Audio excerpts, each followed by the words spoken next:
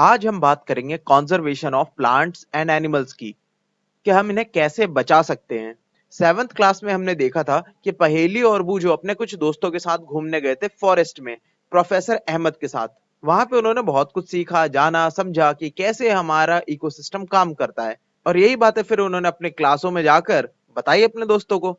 तो उन्होंने भी बताया कि हम भी गए हैं काफी सारी जगहों पे छुट्टियों में। तो कोई जा चुका था काजीरंगा नेशनल पार्क, तो कोई जा चुका था अंडमान एंड निकोबार। अब पहली थोड़ी सी कंफ्यूज है कि इन सारी जगहों की, ये जो बायोस्फीयर रिजर्व्स या फिर नेशनल पार्क्स हैं, इनकी जरूरत क्या है। तो इसका सीधा सा जवाब ये है, ताकि बड़े बड़े जो कॉर्पोरेट जायंट्स हैं, मतलब बड़ी बड़ी कंपनियां, वो खुले सांड की तरह सब कुछ बर्बाद ना कर दें, कि सारे पेड़ काट दें और वहां पे बना दे फैक्ट्रीज और हाउस।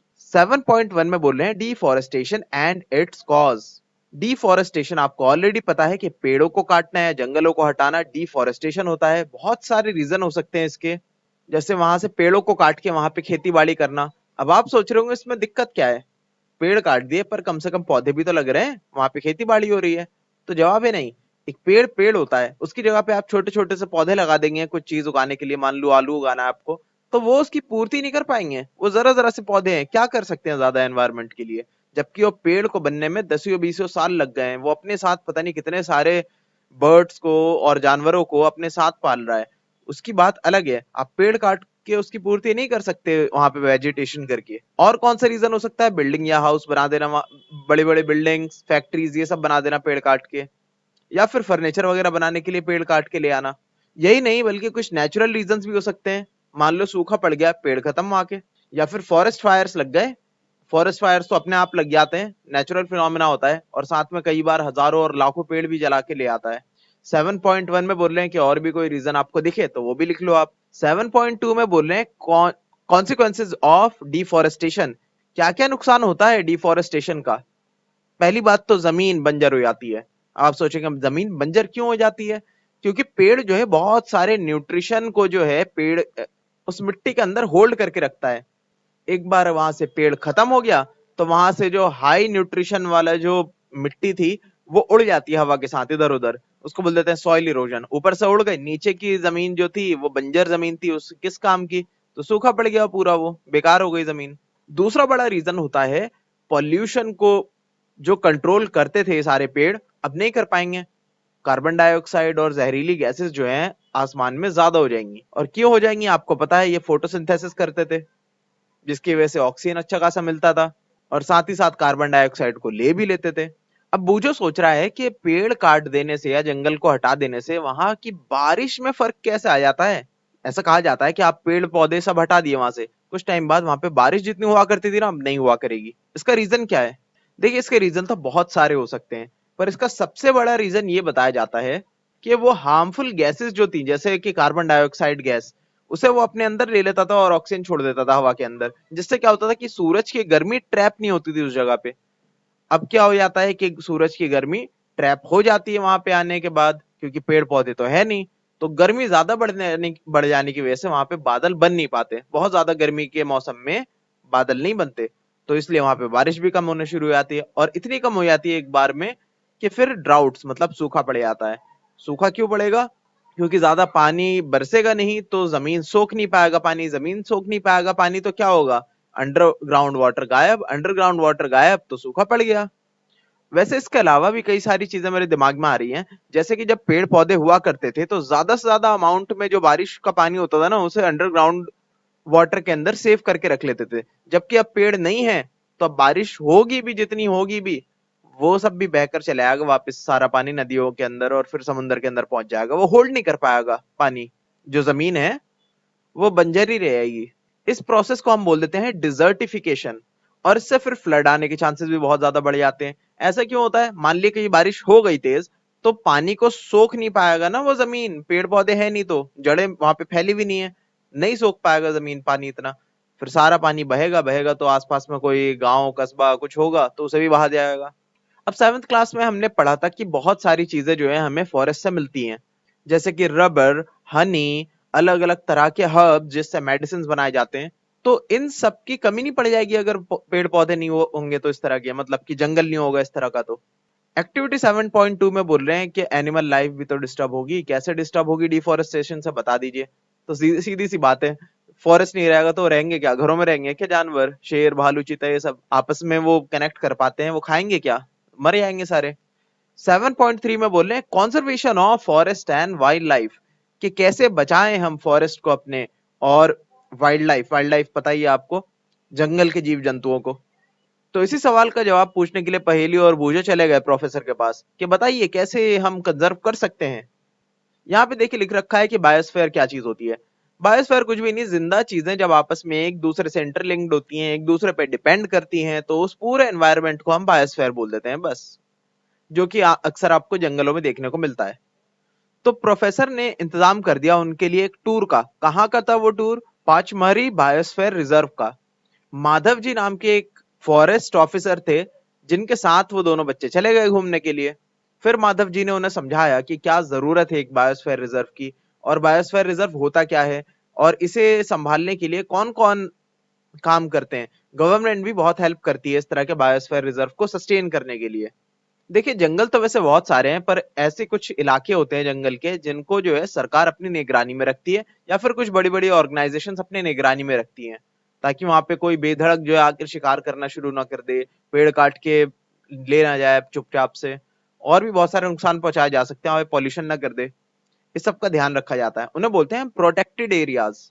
ऐसी 3 कैटेगरीज आती हैं। सबसे पहले देखिए आप वाइल्ड लाइफ सेंचुरीज। ये होती हैं कि जहां पे एंडेंजर्ड या फिर ऐसी जो प्रजातियां हैं जो कि आसानी से मिलती नहीं कहीं पे, तो उन्हें प्रोटेक्टेड रखा जाता है कि उनको कोई शिकार नहीं करेगा, और ध्यान देते हैं सारे वहां के जो ऑफिसर्स वगैरह हैं, और गवर्नमेंट ध्यान देती है कि ये सब जो है ना बिना रोक टोक के आसानी से अपने काम को कर सके, वहां पे अपना जो है लाइफ को फुलफिल कर सके ये सारे एनिमल्स, वहां के जो प्लांट्स और पूरा जो हैबिटाट है वो। अब दूसरे नंबर पे आ जाता है नेशनल पार्क्स। नेशनल पार्क थोड़ा और नेक्स्ट लेवल पे चले जाता है। ये और छोटे सा एरिया होता है जिसके अंदर किसी का जाना भी आसान नहीं है, मतलब कोई एंटर भी नहीं कर सकता बिना किसी चेकिंग वगैरह के। यहाँ पर जो भी जाता है बहुत ही निगरानी के साथ जाता है। सरकार ध्यान देती है कि कोई भी यहाँ से एक भी पेड़ ना छू ले, या फिर काट वाट के ना ले जाए, कोई किसी जानवर को मार ना दे। बहुत ज्यादा निगरानी होती है यहाँ पे नेशनल पार्क्स में, और इस बात का भी ख्याल रखा जाता है कि वहां के जो जानवर हैं, पेड़ पौधे और बहुत सारी चीजें, उन्हें कोई डिस्टर्ब ना करे इंसान जाके। जैसा चल रहा है बिल्कुल वैसे चलने दे सब कुछ नेचुरली। और तीसरे नंबर पे आता है आपका बायोस्फीयर रिजर्व। ये बहुत बड़े बड़े जंगल होते हैं, बहुत बड़े बड़े इलाके, जिनके ऊपर बस सरकार ये बोलती है कि इन जगहों पर आप जो है ध्यान दो कि ज्यादा रोक टोक मत करना, वहां पे जा कोई भी इंसान सकता है। वहां पे इतने बड़े बड़े एरियाज में तो सब निगरानी नहीं रख सकते, पर ये कानून लागू होता है वहां पे कि आप वहां से ना पेड़ पौधे नहीं काट सकते बिना रोक टोक के। पेड़ वगैरह नहीं काटोगे आप, और मतलब काटोगे तो परमिशन लेनी पड़ेगी, ऐसे नहीं काट सकते आप। और बहुत सारे वहां पे कानून बनाए जाते हैं कि आप क्या क्या कर सकते हो, क्या क्या नहीं कर सकते। हाँ, पर उस लेवल का नहीं बनाया जा सकता जितना कि वाइल्ड लाइफ सेंचुरी का या फिर नेशनल पार्क्स का। नेशनल पार्क्स तो सबसे हाई लेवल का होता है, वहां तो किसी का जाना भी अलाउड नहीं होता आसानी से। जबकि वाइल्ड लाइफ सेंचुरीज में आप जा सकते हो, पर छेड़छाड़ नहीं कर सकते ज्यादा किसी चीज को। और एक बायोस्फीयर रिजर्व के अंदर कई सारे नेशनल पार्क्स और वाइल्ड लाइफ सेंचुरीज भी हो सकती हैं, और ये सब बरकरार रखने के लिए बड़ी बड़ी ऑर्गेनाइजेशंस और गवर्नमेंट साथ में काम करती है मिलकर। एक्टिविटी 7.3 में बोल रहे हैं कि आप भी अपने शहर में देखिए क्या क्या कोई बायोस्फीयर रिजर्व, नेशनल पार्क या वाइल्ड लाइफ सेंचुरी है वहां पे। है तो उसे लिख लीजिए आप लिस्ट में। अपने डिस्ट्रिक्ट में देखिए, स्टेट में देखिए, अपनी कंट्री में देखिए। देखिए कंट्री में तो बहुत सारी मिल जाएंगी आपको। ये देखिए ये है आपका मैप पश्मीरी बायोस्फीयर रिजर्व का, जिसमें कई सारे वाइल्ड लाइफ सेंचुरीज आपको दिख रहे हैं। देखिए पश्मरी सेंचुरी और बोरी सेंचुरी, ये और एक नेशनल पार्क भी है, सतपुरा नेशनल पार्क। ये सब मिला के पूरा है बायोस्फीयर रिजर्व, इतना पूरा इलाका, जिसमें सबसे ज्यादा मुश्किल कहाँ पे होगी जाने में, नेशनल पार्क्स के अंदर। ये सबसे ज्यादा निगरानी में होगा गवर्नमेंट के। अब 7.4 में देख लेते हैं बायोस्फीयर रिजर्व्स। वैसे तो मैं आपको सब कुछ बता ही चुका हूँ कि बायोस्फीयर रिजर्व क्या होता है। एक बहुत बड़े इलाके को बोल देते हैं जो कि जंगल का इलाका होता है, उसे बोलते हैं बायोस्फीयर रिजर्व। पर ये खास इलाके को चूज कैसे किया जाता है कि भाई ये है बायोस्फीयर रिजर्व का एरिया और ये नहीं है? वो इसलिए ताकि जो खास चीजें हैं ना, जो एक पूरा इकोसिस्टम हमारा डेवलप करती है, मतलब बनाए रखती हैं बिल्कुल, उस जगह को जो है हम लेकर बोल देते हैं कि अच्छा ये जो है ना हमारा बायोस्फीयर रिजर्व है। इसका सस्टेन करना बड़ा जरूरी है, वरना जो है बहुत सारी ऐसी प्रजातियां जो विलुप्त हो जाएंगी, जो कि नहीं सस्टेन कर पाएंगी, वरना पूरा फॉरेस्ट ही नहीं चल पाएगा। और ऐसे बहुत सारी जगह होती है फॉरेस्ट की जो कि जरूरत तो है हमें बिल्कुल, पर पर वहां के जो जानवर हैं और जो भी स्पीशीज है वहां की, वो भी एंडेंजर्ड फॉर्म में नहीं है, मतलब इतना जरूरत नहीं है वहां पे देख रेख की। तो उसे हम छोड़ देते हैं उन जगहों को। बायोस्फीयर रिजर्व में खाली उन्हीं एरिया को लेते हैं जहाँ पे वाकई में ध्यान देने की जरूरत है, कि यहाँ पर अगर हमने ध्यान नहीं दिया तो भाई खत्म हो सकती है, प्रजातियां विलुप्त हो सकती हैं, ये पेड़ पौधे हैं फिर वो मिलेंगे ही नहीं हमें फ्यूचर में कभी, और भी बहुत सारी चीजें हैं। एक्टिविटी 7.4 में बोल रहे हैं कि आप भी कुछ बताइए अपने आसपास में, क्या कुछ ऐसा होता है आपके समाज में या आपकी सोसाइटी में या फिर आपके डिस्ट्रिक्ट में या फिर आपके शहर में या स्टेट में, जिससे कि बायोडायवर्सिटी को नुकसान पहुंचता हो। तो जवाब है हाँ, बहुत कुछ होता है। जैसे कि सीवेज को डायरेक्ट नदियों में फेंक देना, आसपास के जंगल को नुकसान हो जाएगा, वहां के जानवर मर जाएंगे।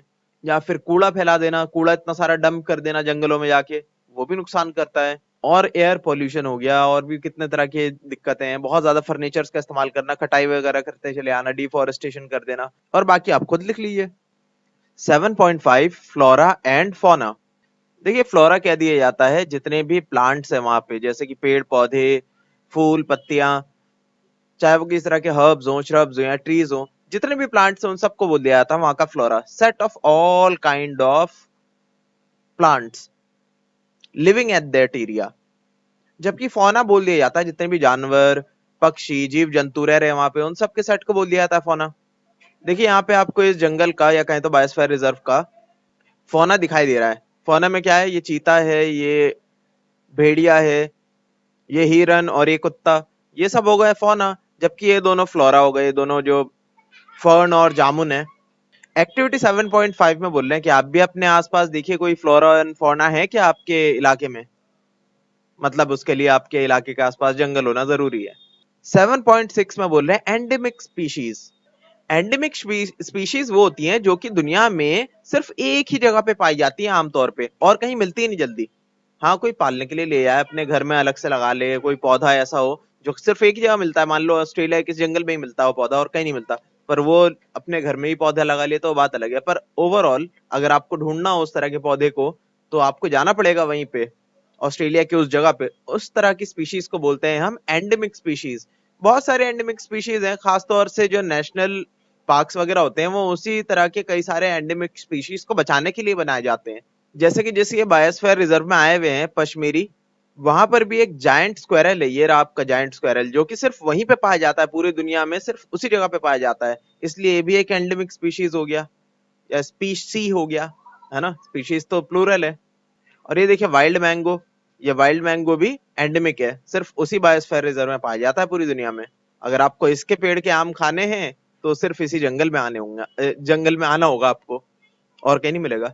ये बच्चे पूछ रहे हैं क्या एंडेमिक स्पीशीज खत्म भी हो सकते हैं एक दिन, तो जवाब है हाँ, बहुत सारे खत्म भी हो चुके हैं और खत्म होने के बहुत चांसेस होते हैं एंडेमिक स्पीशीज के, तभी तो सरकार भी और अलग अलग ऑर्गेनाइजेशन उन पर ध्यान देती है कि खत्म ना हो जाए। प्रोफेसर अहमद बताते हैं कि ऐसा इसलिए होता है क्योंकि जो उनकी रहने की जगह थी आमतौर पे वो डिस्टर्ब हो गई, वो सब खत्म हो गई, तो ले देकर अब खाली कुछ जगहों पे ये पाए जाते हैं, तो उन्हीं को हम बोल देते हैं एंडेमिक स्पीशीज। आमतौर पे किसी एक ही जगह पे पाए जाते हैं पूरी दुनिया के अंदर, हर जगह से उनका घर उजड़ चुका है। स्पीशीज या फिर प्रजातियां क्या होती हैं? देखिए जो भी जिंदा चीजें आपस में रिप्रोड्यूस कर सकती हैं, आगे अपने जो है प्रजाति को आगे बढ़ा सकती हैं, उन सबको जो है सेम स्पीशी का बोल दिया जाता है, या कहें तो प्रजाति का बोल दिया जाता है। और उनमें कई सारी सिमिलैरिटीज होती हैं, जैसे कि हम इंसान एक ही स्पीशीज के हैं, काफी सिमिलैरिटीज है ना हमें, अगर हम किसी पंछी से मिलाएं अपने आप को या फिर किसी दूसरे स्पीशीज से मिलाएं अपने आप को तो। और ऐसा एक अंदाजा है कि दुनिया में लगभग 87 लाख स्पीशीज पाई जाती हैं, मतलब लगभग लगभग 90 लाख स्पीशीज, जिसमें से लगभग 4 लाख स्पीशीज तो सिर्फ प्लांट्स की हैं। एक्टिविटी 7.6 में बोल रहे हैं कि आप भी अपने रीजन में देखिए क्या कोई एंडेमिक प्लांट या फिर एनिमल है जो सिर्फ आपकी ही जगह पर पाया जाता हो दुनिया में और कहीं नहीं पाया जाता हो सकता है हो किसी तरह का पौधा वगैरह हो जो कि सिर्फ आपके एरिया के आसपास ही उगता हो। 7.7 वाइल्ड लाइफ सेंचुरीज। जंगल का वो हिस्सा जिसमें कोई भी बाहर का इंसान आके बिना रोक टोक के वहां पे पेड़ नहीं काट सकता, शिकार नहीं कर सकता, और भी बहुत सारी बंदिशें हैं वो सब नहीं कर सकता, वहां पे पॉल्यूशन नहीं फैला सकता, उन सारी जगहों को हम वाइल्ड लाइफ सेंचुरीज कह देते हैं, क्योंकि वो वाइल्ड लाइफ को पनपने में मदद करते हैं। और इसका अगर नेक्स्ट लेवल देखना है तो वो फिर हमारा बराबर में नेशनल पार्क है ना, वो उससे भी ज्यादा एडवांस लेवल पे चले आता है, यहाँ तो पूरी निगरानी होती है सरकार की कि कोई घुस भी ना जाए इस जगह पे। जबकि वाइल्ड लाइफ सेंचुरीज में क्या होता है कि जो वहां पे आसपास में रहने वाले लोग होते हैं ना, उन्हें इजाजत होती है कि अपनी जरूरत के हिसाब से अगर कोई प्लांट वगैरह चाहिए आपको, कोई मेडिसिनल रीजन की वजह से अगर कोई चीज आपको लेनी है, वहां से वुड वगैरह भी लेना है तो ले सकते हैं आप। खाली वहां पे आसपास के रहने वाले लोग। और चाहे तो वहां पर वो अपनी भेड़ बकरियां या फिर जो भी पालन पोषण करना है वो भी कर सकते हैं वहां पे। ऐसी जगहें मदद करती हैं कुछ मुश्किल में पड़े हुई स्पीशीज को पनपने में, जिनका वक्त आ रहा है खत्म होने का, जो बहुत कम बचे हैं दुनिया के अंदर। उनको हम एंडेंजर्ड स्पीशीज भी कह देते हैं, जिसके बारे में आगे हम पढ़ेंगे अभी। जैसे कि ब्लैक बक हो गया, या एलिफेंट हो गए, गोल्डन कैट हो गई, और भी बहुत सारे हैं ऐसे, इनकी तो गिनती खत्म नहीं होती, बहुत सारे हैं ऐसे। राइनोसोरस हैं। और ये बड़े अफसोस की बात है कि ऐसी जगहों पर जहां पर सरकार इतना ध्यान देती है कि कोई दखल अंदाजी ना करे वहां के हैबिटाट के अंदर, वहां पर भी बहुत सारे ऐसे लोग हैं जो कि घुस जाते हैं जंगलों में, और वहां से जो जानवरों को मार के ले आते हैं अलग अलग रीजन की वजह से, बेचने के लिए जिंदा ले आते हैं कई बार, कभी मार के जो है उनका खाल वगैरह बेचने के लिए ले आते हैं, अलग अलग चीजों की वजह से। अब बच्चा पूछ रहा है कि जू में और वाइल्ड लाइफ सेंचुरी में क्या फर्क है। भाई वाइल्ड लाइफ सेंचुरी जंगल की बात हो रही है, वहां पे जो नेचुरली होती है चीजें वो चीज प्रोवाइड कराई जाती है वहां पे, तो मतलब जो नेचुरल है सो है। जबकि जू में क्या होता है, वैसा एनवायरनमेंट क्रिएट करा जाता है इंसानों के द्वारा, ताकि उस जगह पर जो जानवर रह सके। वो तो नुमाइश की जगह है, वो कोई एक्चुअल लाइफ थोड़ी है, वो तो एक तरह का पिंजरा ही है। एक्टिविटी 7.7 है, बोल रहे हैं कि आप भी अपने आसपास, घर के जरूर आसपास में कोई ना कोई जू तो होगा ही, हर शहर में होता है। तो जाइए और देखिए, क्या अच्छी जगह है उनके लिए, जानवरों के लिए, वहां के पक्षियों के लिए, वहां के इंसेक्ट्स और बहुत सारी चीजें वहां पे जू में होती हैं। तो क्या उनके लिए वो जगह बेहतर है या फिर उनके लिए जंगल बेहतर है? मतलब कि इन चीजों पे डिबेट हो सकती है। कुछ लोग बोलेंगे कि नहीं, ये तो बहुत आराम से वहां पे खाने पीने को भी मिल रहा है, जंगल में कोई भरोसा नहीं खाने को मिले या ना मिले, तो वहां पे अच्छे से रह रहे हैं जू में। पर कुछ बोलेंगे नहीं, आजादी बड़ी चीज है, तो आजाद रहना तो अलग चीज है भाई, नेचुरल हैबिटाट उनका अलग है, बहुत सारे एक्सपीरियंस से महरूम रह जाते हैं ना। मान लीजिए आपको एक रूम में बंद कर दिया है, खाना पीना सब कुछ मिले, पर उस रूम के अंदर ही रहेंगे, आप बाहर नहीं आ सकते, तो आपकी लाइफ कहीं ना कहीं बर्बाद हो गई ना, आपको आजादी नहीं मिली। जबकि आजाद अगर आपको ऐसे छोड़ दिया है बिना किसी देख रेख के, तो आपकी जान को खतरा भी हो सकता है, बहुत सारी तरह की डेंजर चीजें हो सकती है, क्या पता खाने पीने को मिले या ना मिले। तो दोनों के प्लस माइनस है। 7.8 में बोल रहे हैं नेशनल पार्क। जैसे कि मैंने बताया, यहाँ पे सबसे ज्यादा नजर रहती है सरकार की और ऑर्गेनाइजेशंस की भी। यहाँ पर तो घुसना भी मना है, किसी नॉर्मल इंसान का बड़ी मुश्किल से एंट्री होती है। मतलब टूर वगैरह तो करने दिया जाता है थोड़ा बहुत, पर ऐसा नहीं कि आप जरा किसी चीज को भी छेड़ सके, छेड़ना छाड़ना बिल्कुल नहीं है। अगर यहाँ शिकार करते पकड़े गए तो पता नहीं कितने साल के लिए अंदर जाएंगे। और ये जगह तो एक तरह के हिस्टोरिकल हेरिटेज हेरिटेज होती है एक तरह की है। मतलब जो है, जैसे इमारतें हैं ना, पुरानी इमारतें जैसे लाल किला या फिर ताजमहल टाइप का, उस तरह की चीज होती है नेशनल पार्क्स। यहाँ तो बहुत कुछ है, पुरानी दंत कथाओं की चीजें, मतलब बहुत बहुत साल पुरानी, कई कई लाख साल पुरानी चीजें ही पाई जाती हैं यहाँ पे। जैसे कि रॉक शेल्टर्स कब के आदिवासियों ने बनाई थी, पता नहीं का 1 लाख साल पहले, मतलब 1 लाख साल ज्यादा बोल रहा हूँ शायद मैं, 7,000 8,000 10,000 साल पहले वहां के जो रहते थे पहले टाइम पे लोग, वो सब वहां पे ड्राइंग्स बना के गए हैं, जो अभी तक है वहां पे। स्टोन के ऊपर पिक्चर्स बना रखी है उन्होंने, कि कैसे वो आग के चक्कर लगा रहे हैं, कैसे गा रहे हैं, खेल रहे हैं, खाना पका रहे हैं। तो वो सब है कई सारे नेशनल पार्क्स में। अब बच्चे जब आगे जा रहे थे तो एक जगह पे बोर्ड लगा हुआ देखा, tiger Satpura tiger reserve. Tiger reserve मतलब कि टाइगर को स्पेशली बचाने के लिए ना सरकार ने एक प्रोग्राम निकाला था, जिसको प्रोजेक्ट टाइगर बोला था। क्यों? क्योंकि आपने भी शायद सुना होगा बहुत पहले कि सिर्फ 411 टाइगर्स बच गए हैं दुनिया के अंदर। दुनिया के अंदर बोल रहा हूँ, इंडिया के अंदर। तो उन टाइगर को बचाना बहुत बहुत ज्यादा जरूरी है, तो उसके लिए प्रोजेक्ट टाइगर निकाला गया था, जिसके लिए अलग अलग नेशनल पार्क्स में ज्यादा उनकी हेल्प करी जाती है कि ग्रो कर सके टाइगर्स। अब बच्चा पूछ रहा है कि अच्छा, टाइगर्स इस फॉरेस्ट में भी होंगे क्या, क्या हमें देखने को मिलेगा टाइगर? तो जवाब है कि इससे पहले तुम देखो टाइगर तुम्हें ना देख ले कहीं। मतलब टाइगर्स को जू में देख लेना ही बेहतर होता है, क्या फायदा आखिरी बार तुम जो शक्ल देखो वो किसी टाइगर की हो। इससे बेहतर है जू में ही देख कर आ जाओ आप टाइगर को। ये सब काम आप डिस्कवरी चैनल वाले के लिए छोड़ दो कि जंगल में जाकर वो टाइगर को देख कर आए। देखिए यहाँ पे दे भी रखा है कि एंडेंजर्ड स्पीशीज कौन से होते हैं, या फिर कहें तो एंडेंजर्ड एनिमल्स कौन कौन से होते हैं। स्पीशीज होती है वैसे एंडेंजर्ड, तो मतलब कि पौधा भी हो सकता है एंडेंजर्ड, और अलग अलग इंसेक्ट्स भी हो सकते हैं एंडेंजर्ड। पर खास तौर से यहाँ पे एनिमल की बात करी गई, तो देखिए एनिमल के कुछ एग्जाम्पल है, जैसे कि टाइगर बहुत कम है दुनिया के अंदर, और ये वाइल्ड बफेलो ये भी बहुत कम है, और ये बारहसिंगा, इसके बहुत सारे सींग होते हैं, ये भी बहुत मतलब रेयर पाया जाता है दुनिया के अंदर, मतलब एंडेंजर्ड है। अच्छा, आप सोच रहे होंगे एंडेमिक में और एंडेंजर में क्या फर्क है? बस थोड़ा सा फर्क है। एंडेमिक एक जगह पे पाए जाने वाले जो भी जीव जंतु होते हैं और कहीं नहीं पाए जाते दुनिया के अंदर, उन्हें बोल देते हैं हम एंडेमिक। जबकि एंडेंजर्ड पूरी दुनिया में अलग अलग जगह पाए जा सकते हैं। वो हो सकता है कि ये टाइगर खाली इंडिया में थोड़ी पाया जा सकता, ऑस्ट्रेलिया में भी पाया जाता है, अमेरिका में भी पाया जाता है, और भी बहुत सारी कंट्रीज में पाया जाता है, पर है ओवरऑल बहुत कम दुनिया के अंदर। तो इसलिए इन्हें एंडेंजर्ड कहा गया है। ये देखिए बच्चे पूछ रहे हैं क्या सिर्फ एनिमल ही एक्सटिंक्शन फेस कर रहे हैं, तो जवाब है नहीं भाई, बहुत सारे ऐसे पौधे हैं जो पहले थे अब नहीं रहे। बहुत सारे ऐसे छोटे छोटे कीड़े मकोड़े हैं जो पहले थे अब नहीं रहे, वो खत्म भी हो गए, और बहुत सारे अभी भी खत्म होने के कगार पे हैं, मतलब एक्सटिंक्शन के कगार पे हैं। पर उन सब पे ज्यादा लोग ध्यान नहीं देते, ठीक है, कि छोटे छोटे कीड़े हैं वो खत्म हो भी गए तो उस पर ज्यादा बहुत सारे लोग ध्यान नहीं देते, पर जो हैं ज्ञान वाले लोग वो सोचते हैं कि नहीं भाई वाकई इनका रोल है इकोसिस्टम को बरकरार रखने में, ठीक है, हमें इसे नजरअंदाज नहीं करना चाहिए। जैसा मान लो सारी मधमक्खियां खत्म हो गई तो कहा जाता है इससे तो दुनिया खत्म भी हो सकती है, हम भी खत्म हो सकते हैं अगर मधमक्खियां खत्म हो गई दुनिया में तो। ये क्यों होता है, ये सब आप यूट्यूब पे ढूंढ सकते हैं कि क्यों मधमक्खियां खत्म होने से हमें क्या नुकसान है।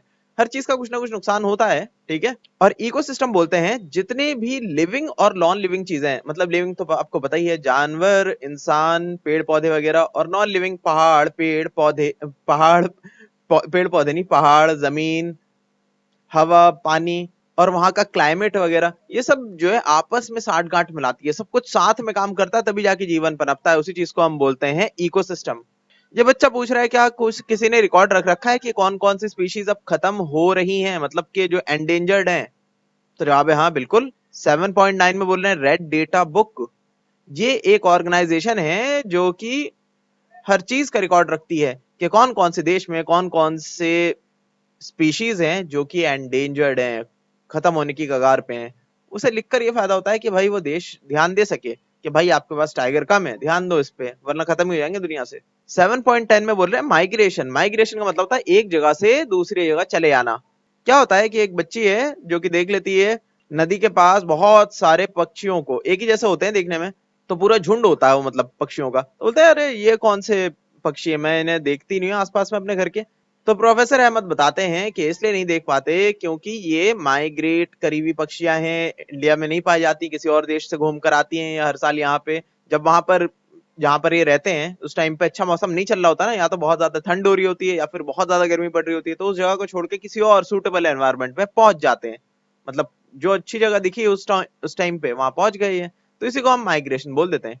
और खाली यही माइग्रेट नहीं करते, इंसान भी तो माइग्रेट करते हैं। मान लो एक जगह पे अच्छी जॉब नहीं लग रही, किसी और जगह माइग्रेट कर गए, या फिर मान लो किसी जगह पे जो है बहुत ज्यादा बाढ़ आ रही है, बाढ़ आने का टाइम आ गया है, तो उस जगह को माइग्रेट करके चले आते हैं, जब बाढ़ का मौसम चले आता है तो वापस उस जगह पे वापस आ जाते हैं। इंसान भी ऐसा करते हैं और जानवर भी करते हैं, पर खास तौर से पक्षी कुछ ज्यादा ही करते हैं क्योंकि उड़ सकते हैं ना, वो इधर से उधर चलेगा, वहां घोंसला बना लिया, क्या उसने दिक्कत ही कहाँ लगी ज्यादा। अब ये बच्ची पूछ रही है कि पेड़ काटना बुरी बात होती है, पर पेपर भी तो पेड़ काट के ही बनता है, और पेपर तो बड़ा जरूरी है हमारे लिए, क्या उसके लिए कोई अल्टरनेटिव है? तो इसका जवाब आप पे छोड़ देता हूँ, आप ढूंढिए इंटरनेट पे क्या कोई अल्टरनेटिव है। अल्टरनेट एक सबसे बड़ा है कि डिजिटल, आजकल हर चीज डिजिटल हो चुकी है, तो पेड़ काटने का इतना ज्यादा रीजन नहीं रह गया है। क्या जरूरत है पेपर पे इतना लिखने की? लिमिटेड यूज करो उसका जहां पे जरूरत हो, बाकी सारी चीजें आप जो है इंटरनेट पे देखने की कोशिश करो, या फिर माइक्रोसॉफ्ट वर्ड पे राइट कर लो, लेटर भेजने की जगह पे ईमेल कर दो, और भी बहुत सारी चीजें हो सकती हैं। 7.11 में बोल रहे हैं रिसाइकलिंग ऑफ पेपर। देखिए प्रोफेसर अहमद बताते हैं कि 1 टन पेपर बनाने के लिए आपको लगभग 17, मतलब 17 ट्रीज को कट करना पड़ता है।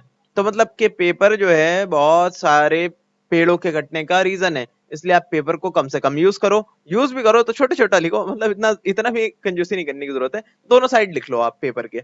और जो है पेपर को ऐसे वेस्ट मत करो, ज्यादा से ज्यादा बचाने की कोशिश करो, और रिसाइकिल करने के लिए भेजो, उसे कूड़े में मत फेंको, कबाड़ी वाले के लिए दे दो, क्योंकि एक पेपर जो है ना लगभग 4 से 5 बार रिसाइकिल भी हो सकता है। अब ये बच्चा पूछ रहा है क्या कोई परमानेंट सॉल्यूशन है डिफोरेस्टेशन का, तो जवाब है बिल्कुल, बिल्कुल है इसका जवाब, उसे बोलते हैं रीफॉरेस्टेशन। 7.12 में बता रहे हैं प्रोफेसर अहमद कि जितने आपने पेड़ काटे उतने पेड़ आप वापस लगा भी दो, तो कहीं ना कहीं बैलेंस बरकरार हो जाएगा। इसी चीज को हम बोलते हैं रीफॉरेस्टेशन, कि फॉरेस्ट को दोबारा से बनाना, जैसे आपने डिस्ट्रक्ट कर दिया फॉरेस्ट को, अब दोबारा से उसे डेवलप कर दो। ऐसा आप दो तरीके से कर सकते हो, या तो आप खुद पेड़ लगाने पहुंच जाओ, या फिर उन्हें आराम से खुला छोड़ दो, उन्हें इत्मीनान से रहने दो कुछ 50-60 साल, वो खुद ही अपने ग्रो कर लेंगे पेड़ पौधे, और पूरा अपना जो है ना इकोसिस्टम बरकरार कर लेंगे वो खुद से, अगर आप उन्हें छेड़ेंगे छाड़ेंगे नहीं तो। और इंडिया में तो फॉरेस्ट कंजर्वेशन एक्ट भी लगा हुआ है, जिसपे जो है जिसके हिसाब से कई सारे ऐसे कानून बने हुए हैं जिससे की वजह से बड़े बड़े कॉर्पोरेट्स हैं जिनका काम है कि ज्यादा से ज्यादा प्रॉफिट निकालना, भले ही एनवायरमेंट का कुछ भी हो, तो वो सबको रोक लगाते हैं कि नहीं भाई फॉरेस्ट से दूर रहना, अपनी नजरों को दूर रखो फॉरेस्ट से, ज्यादा पेड़ मत काटो, ठीक है। तो ये एक्ट लगा हुआ इंडिया के अंदर, पर तब भी ऐसा देखा जाता है कि ज्यादा से ज्यादा पेड़ कटे जा रहे हैं, कटे जा रहे हैं। तो इसे भी बदलने के लिए हमें कई सारे लॉस की जरूरत है। फिलहाल ये चैप्टर काफी इंटरेस्टिंग था, यहीं पे सफर खत्म होता है इस बायोस्फीयर रिजर्व का।